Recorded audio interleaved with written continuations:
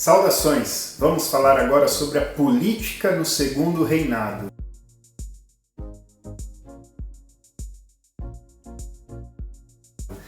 Você acha que só tem conflito político hoje? É nada! A história do Brasil é marcada por vários conflitos políticos.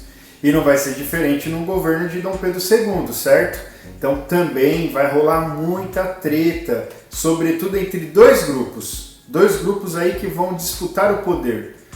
Um lado, os conservadores, do outro lado, os liberais. Esses dois grupos, então, eles vão compor ali a organização e a classe política do Brasil à época e vão permear todo o período de governo de Dom Pedro II e serão fundamentais em vários momentos da história do Segundo Reinado, como nós vamos perceber ao longo dessas aulas.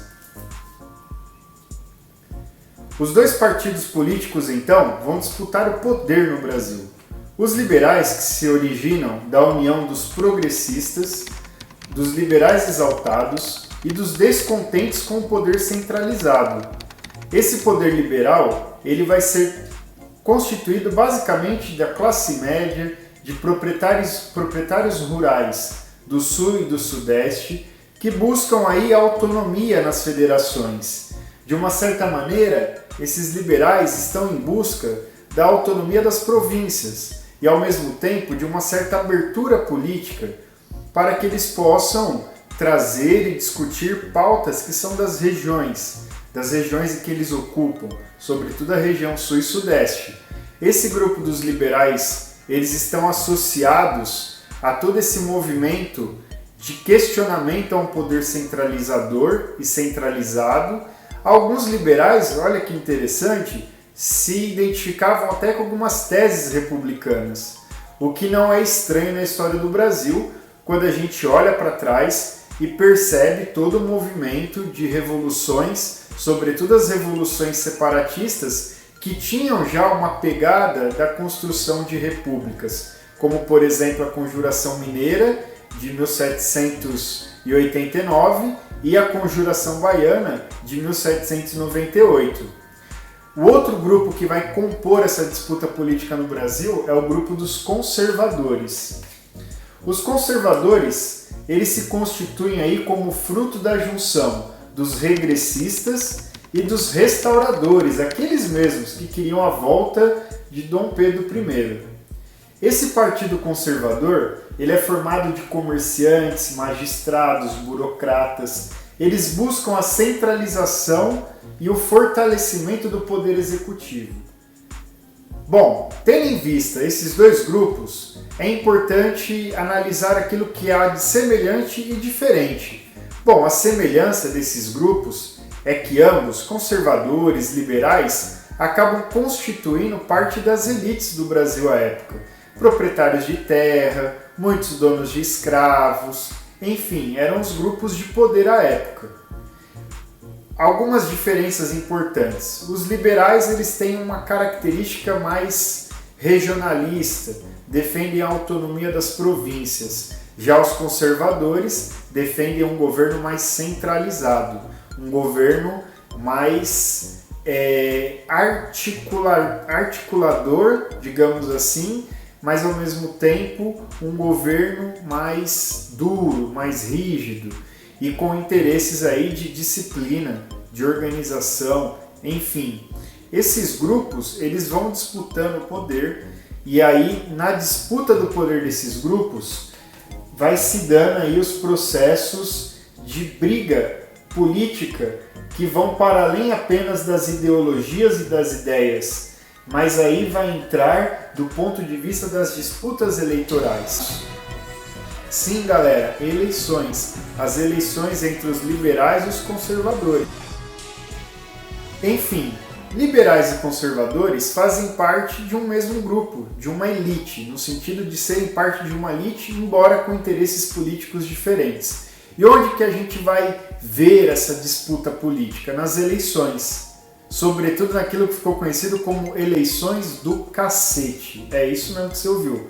Eleições do cacete. O que foram as eleições do cacete? Susta não, galera. As eleições do cacete se deram fruto de toda a conjuntura do golpe da maioridade. pois o primeiro ministério formado pelos liberais, eles não tinham o apoio da Câmara dos Deputados, que era formada basicamente pelos conservadores. Então, qual foi a sacada dos liberais? Diante da fraqueza da política que eles podiam não fazer dentro da Câmara, os liberais tiveram uma sacada.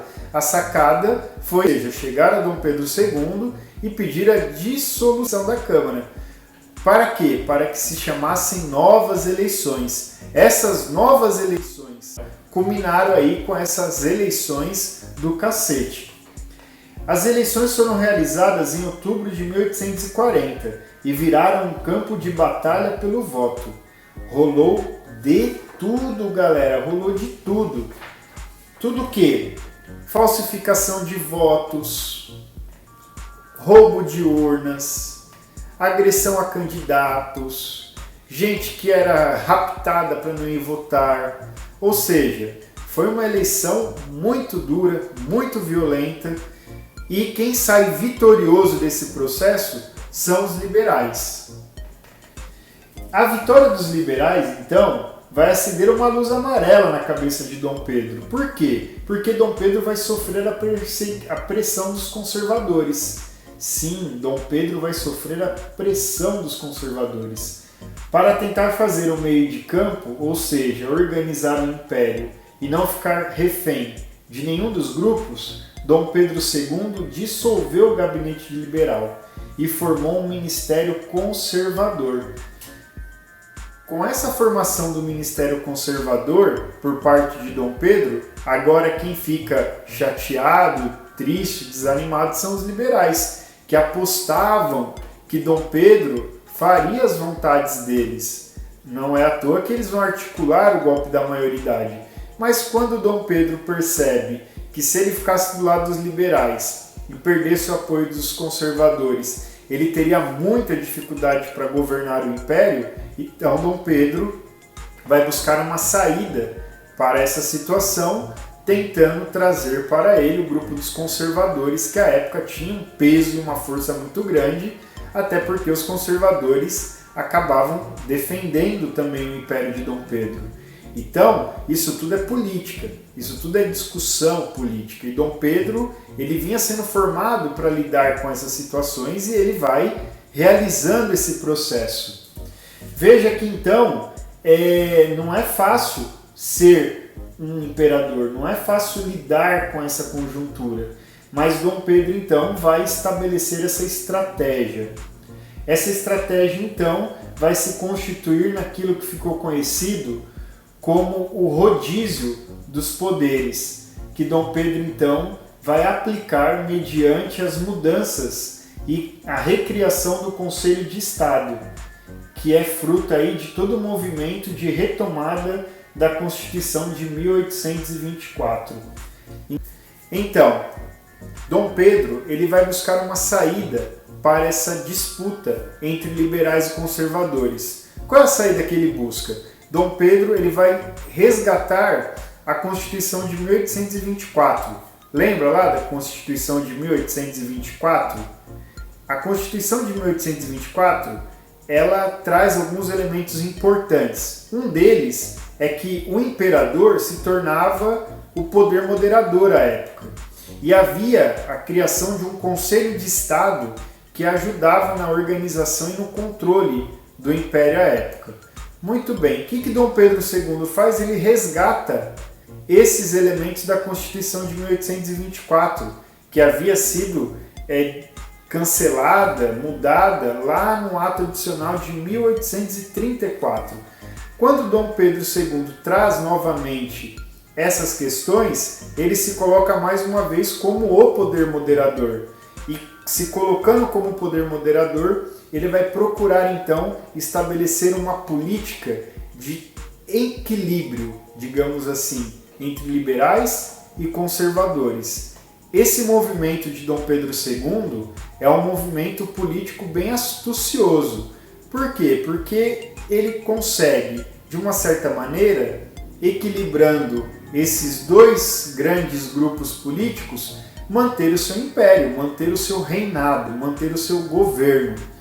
E aí, para organizar melhor isso, ele vai fazer o seguinte: em 1841, ele vai trazer a reforma do Código de Processo Criminal. Assim, ele transfere as atribuições judiciárias que antes eram função dos presidentes das províncias para o governo central. A escolha dos membros da Guarda Nacional passa a ser de competência de indivíduos indicados pelo imperador ou pelos presidentes das províncias. Nesse movimento todo, Dom Pedro II vai organizando a política do seu império. Se liga aí para a próxima reflexão.